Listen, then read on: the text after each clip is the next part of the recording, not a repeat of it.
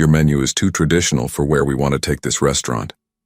That's what Vanessa told me after calling me into her office one Tuesday afternoon. She'd owned Cloudmarsh Tech for barely 3 weeks, and already had opinions about the food I'd been cooking for 7 years. I'm Luca Moretti, 43 years old, executive chef at what used to be Briarloft Bistro in Providence, Rhode Island. I'd built this place from a quiet neighborhood spot into one of the most respected restaurants on the East Coast. Not with flashy techniques or molecular gastronomy, with food that reminded people of something real. We need a fresh culinary identity, she continued, barely looking up from her laptop. Something more Instagram-worthy, more fusion, more excitement. I didn't argue, just nodded once and asked when my last day would be. She seemed surprised by that, by how easily I accepted it, like she expected me to beg or negotiate, but I don't beg for people to understand what they can't see. 7 years I'd poured my soul into those dishes. 7 years of adjusting recipes my grandmother taught me in Naples when I was barely tall enough to see over the counter.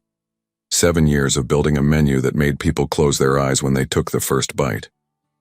Vanessa smiled, relieved. 2 weeks should be sufficient for transition. You'll need to provide detailed recipes for all signature dishes, of course. I nodded again, though we both knew I'd never written down a single recipe. Not the real ones, not the way I actually made them. That evening during service, I watched my kitchen staff move like a well-rehearsed orchestra. Jason working the grill with the timing of a metronome. Ellie plating with the precision of a surgeon. They didn't know yet. None of them knew that the heart was about to be cut out of this place. After closing, I sat alone at the bar with a glass of bourbon. The dining room was dark except for the small light above me. I ran my fingers over the worn bar top where I'd served thousands of customers who'd become friends.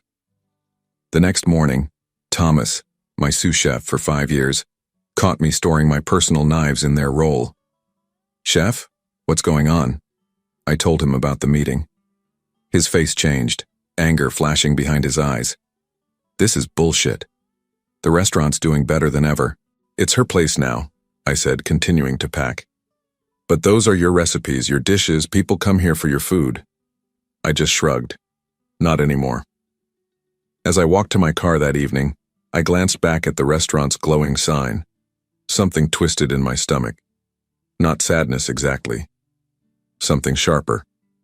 Something that told me this wasn't over. Not by a long shot. My grandfather opened the first Moretti's in Naples when he was 22. I grew up watching him make magic with nothing more than flour, eggs, and whatever vegetables looked good at the market. Food wasn't fancy in our family. It was honest. It was memory. It was the thing that made people pause their lives for a moment and remember what mattered. I didn't come to Providence planning to be a chef. I was studying architecture at Rhode Island School of Design, working nights washing dishes to pay tuition. Then, one evening, the line cook called in sick. The owner was desperate. I stepped in. Something clicked that night. The rhythm of the kitchen felt more right than any drafting table ever had. 6 months later, I dropped out. My father didn't speak to me for a year. I worked my way up through 4 different kitchens before landing at Briarloft when it was just a struggling bistro, with outdated decor and a menu no one remembered. The owner, Harold, was ready to close the doors when he decided to give me full control of the kitchen. "Make food that matters to you," he said. "I'm all out of ideas." So I did. I built a menu around the dishes my grandmother made. The braised lamb that simmered for 6 hours with rosemary and juniper. The seafood stew with saffron that my grandfather learned from his mother. The olive oil cake soaked in orange liqueur that we served at every family wedding. People noticed. First locals, then food critics, then tourists who'd read about us online. We weren't trendy. We were something that lasted longer. Necessary. Harold sold the place when his wife got sick. Needed the money for treatments. I understood. The new owners were a restaurant group who mostly left me alone. "Don't fix what isn't broken," their CEO told me. For 3 years it worked. Then they sold to Vanessa. She started showing up during prep, asking questions that made it clear she didn't understand restaurants or food. She'd bring friends in during service, sending back dishes because they weren't pretty enough for their social media. 2 weeks before she fired me, I overheard her on the phone. "We'll keep the name for now, but everything else changes. New concept, new chef, new energy." I should have prepared then. Should have seen it coming. But some part of me couldn't believe anyone would dismantle something that worked so well. Something people loved. The night before my last day, I made all our signature dishes one final time, tasting each one, committing the exact flavors to memory. Not that I needed to. These dishes were in my blood. My last night at Briarloft was quiet. I didn't make a speech, didn't want a party. Just cooked service like any other night, though my hands felt heavier with each dish I sent out. After closing, I left my keys on Vanessa's desk along with a list of recipes. The official ones we kept for health inspections and line cooks. Not my recipes. Not really. I drove home to my small apartment and opened a bottle of Barolo I'd been saving. Sat on my balcony looking at the city lights and felt nothing. No anger, no sadness. Just a hollow space where 7 years of work used to live. The next morning, my phone buzzed with texts from the kitchen staff. Vanessa had brought in a new executive chef, some guy named Kevin who'd worked at a trendy spot in Boston. He was already changing things, they said, rearranging the kitchen, talking about elevating the menu. I didn't respond, just turned off my phone and took a walk downtown.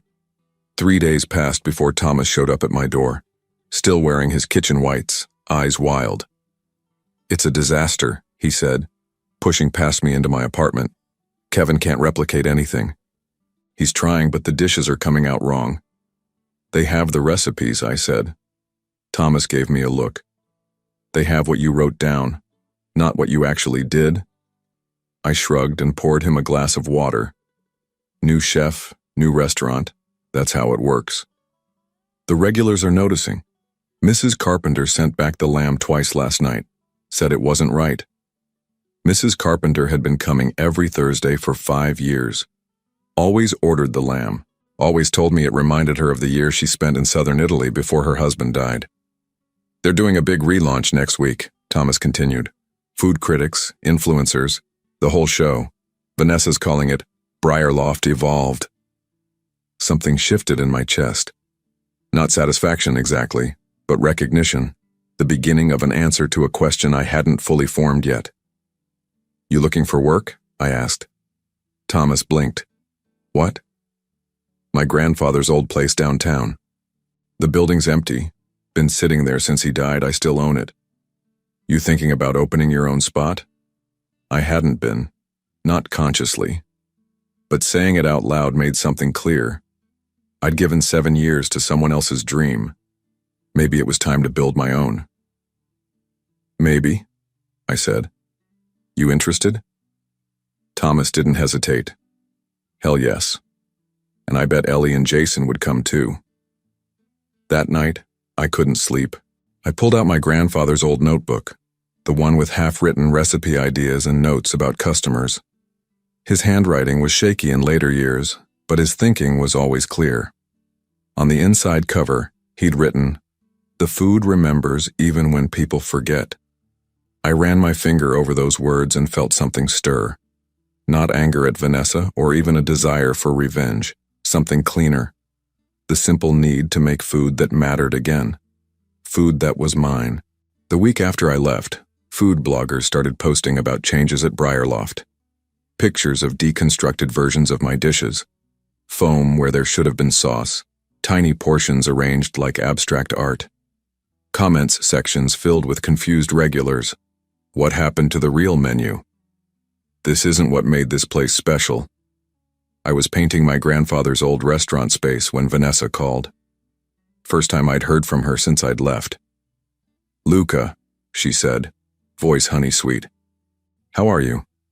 "Fine. We're having some transition challenges. I was hoping you might be available for consultation, just to help smooth things over." I set down my paint roller. "What kind of challenges?" She paused. "Some of the signature dishes aren't coming out quite right. Kevin is talented, but customers are noticing differences." "You have the recipes," I said, repeating what I'd told Thomas. Yes, but there seemed to be nuances missing. I almost laughed. Nuances. Like how I adjusted the lamb seasoning based on the time of year. How the seafood stew needed more acid when using Gulf shrimp instead of local catch. How the olive oil cake required a different bake time on humid days. I could compensate you well, she continued, and credit you as a consulting chef. I'm busy, I said. Look, Luca, her voice hardened. The relaunch is in 3 days. We have critics and investors coming.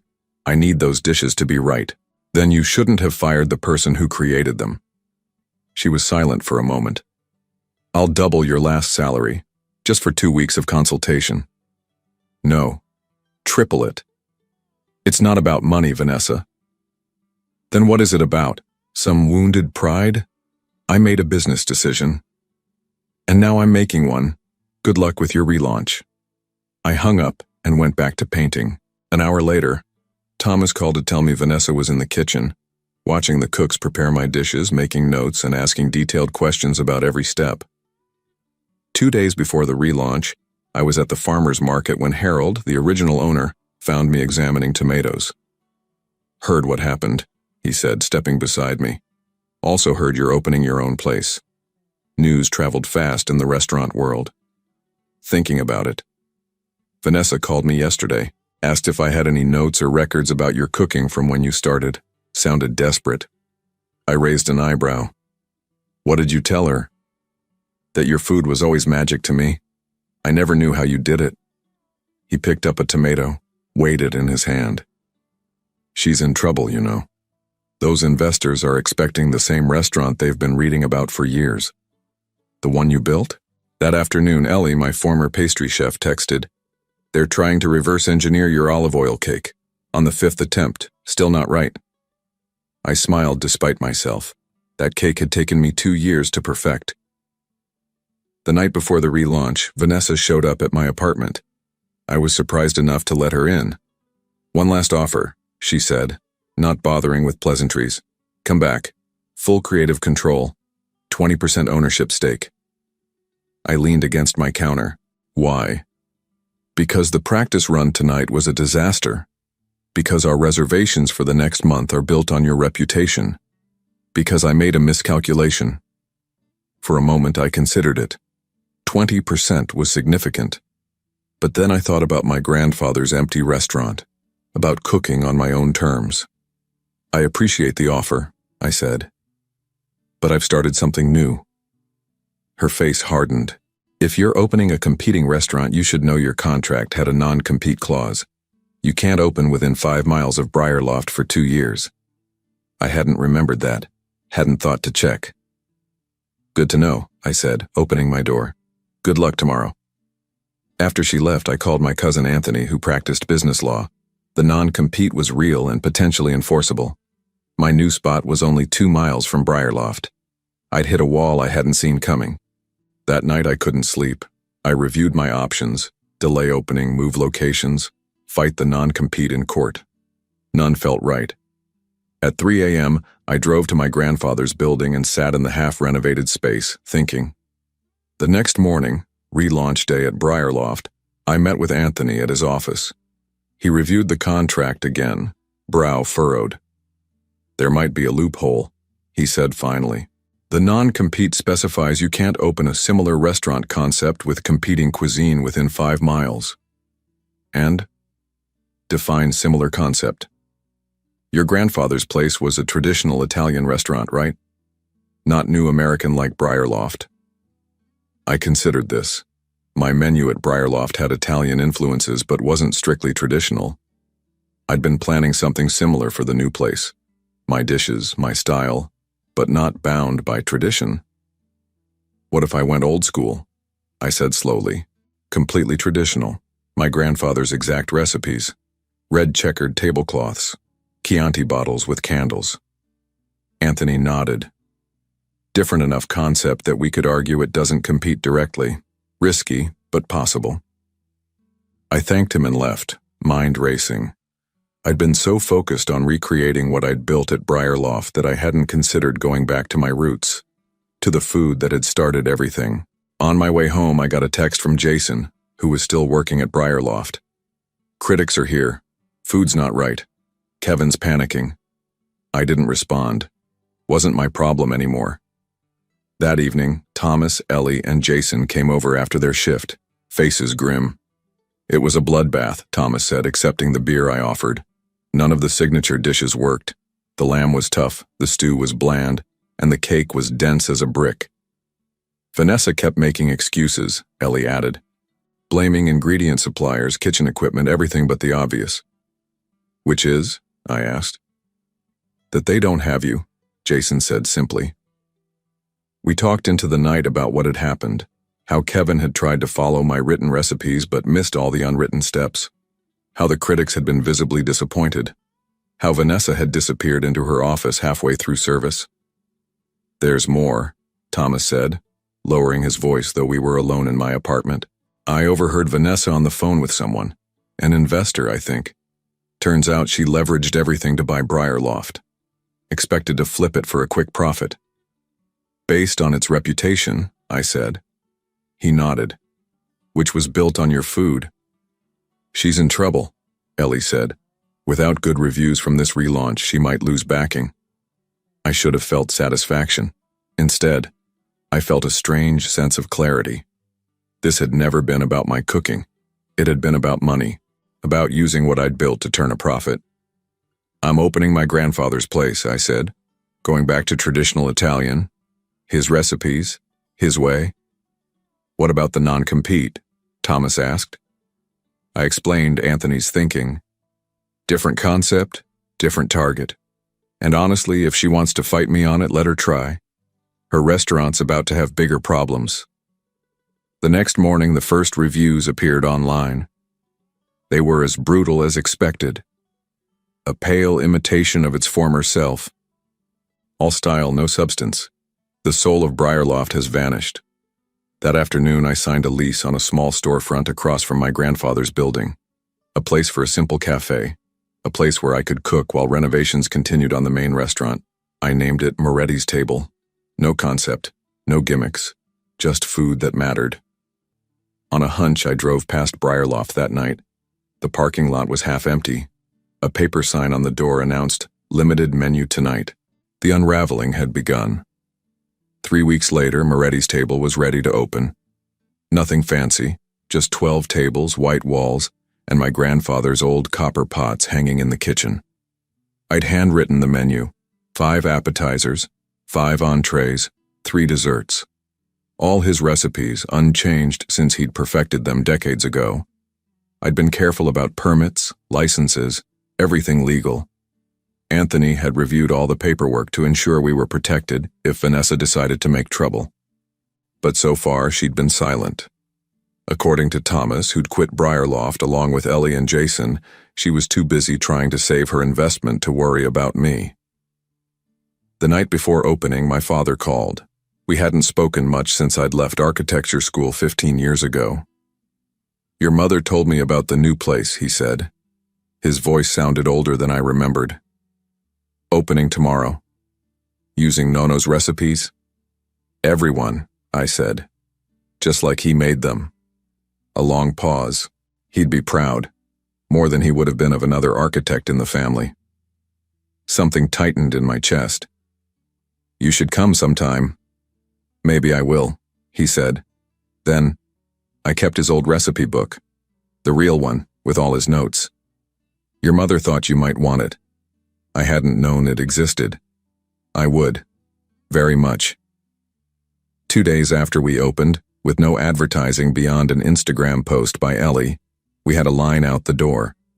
Word had spread among Briarloft regulars that I was cooking again. We served 40 covers that night with just the 4 of us working. Me and Thomas in the kitchen, Ellie and Jason handling the front.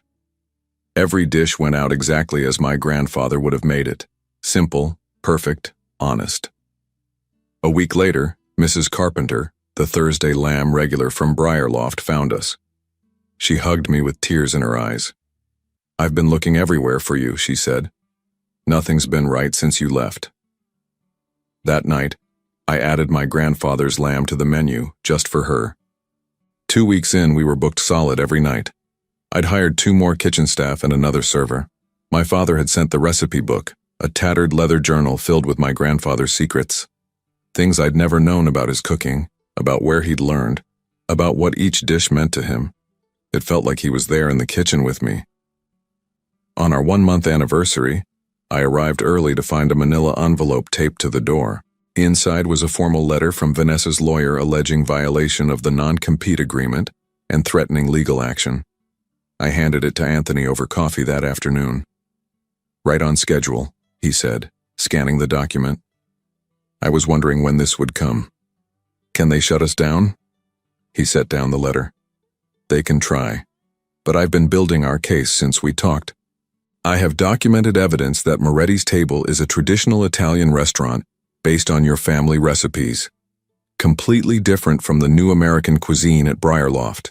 Different target audience, different price point, different concept." So we're good? Better than good.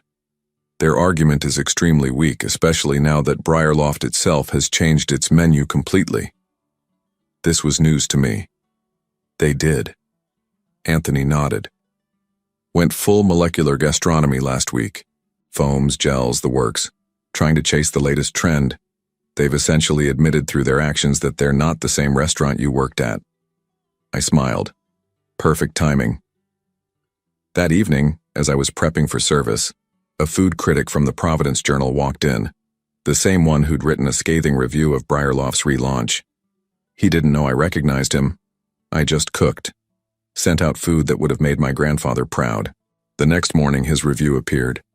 The heart of Briarloft didn't vanish, it just moved across town and found its true home. By noon, our reservation list was full for the next 3 months. 6 months after opening Moretti's Table, I received a call from Harold, the original owner of Briarloft. "Have you seen it?" he asked without preamble. "Seen what?" "Briarloft's for sale. Vanessa's cutting her losses." I hadn't known, hadn't really thought about Briarloft in months. I'd been too busy running my own place, expanding the menu, training staff. "Asking price is half what she paid," Harold continued. "She's desperate for a quick sale." "Not my problem," I said, though something stirred in me. Not quite satisfaction, but a sense of things coming full circle. That afternoon, Anthony called. "Vanessa's dropping the lawsuit. Seems she has bigger problems." "Like selling a failing restaurant." "Exactly. Want to know the best part? Her investors are suing her for misrepresentation, claiming she sold them on the reputation of a restaurant that no longer exists." I thought about that as I prepped for dinner service, about the shortcuts Vanessa had tried to take, about how she'd seen only the surface of what made Briarloft special, never understanding the foundation it was built on. 3 days later, a Blacktown car pulled up outside Moretti's during lunch service. Vanessa stepped out, straightened her jacket, and walked inside. The dining room fell silent as regulars recognized her. I watched from the kitchen pass as she scanned the packed restaurant, taking in the simple decor, the happy diners, the staff moving with practiced precision. Then she saw me. Our eyes met across the room. I expected anger, resentment. Instead, I saw something like resignation, maybe even respect. She gave a small nod, turned, and walked out. I never saw her again. The following week, Briarloft closed its doors permanently. The building remained empty for months, a quiet monument to ambition without understanding. I didn't celebrate, didn't need to. The food had spoken for itself. 1 year after opening Moretti's Table, we expanded into my grandfather's original building next door. The renovation was complete. His old copper pots still hanging in the new, larger kitchen. We kept the cafe as a lunch spot and opened the main restaurant for dinner service. On opening night, I stood in the kitchen doorway watching the dining room fill. Families, couples, regulars who'd followed me from Briarloft, new faces drawn by word of mouth. Thomas nudged my shoulder. "You going to stand there all night, or are we cooking?" I smiled and returned to the line. Halfway through service, Ellie appeared in the kitchen. "There's someone here to see you." In the dining room, at a corner table, sat my father. He stood when he saw me, extending his hand formally. I ignored it and hugged him instead. "The place looks good," he said, glancing around, "just like Nono had it." "With a few updates," I admitted, "but the heart's the same." We talked through his meal, the first real conversation we'd had in years, about my grandfather, about food, about what it meant to build something that lasted. As he was leaving, he pressed something into my hand, a key.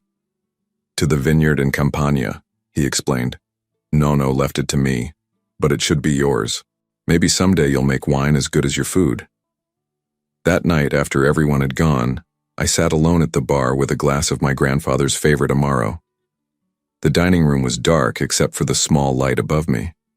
On the wall hung a framed copy of that Providence Journal review. The heart of Briarloft didn't vanish. It just moved across town and found its true home.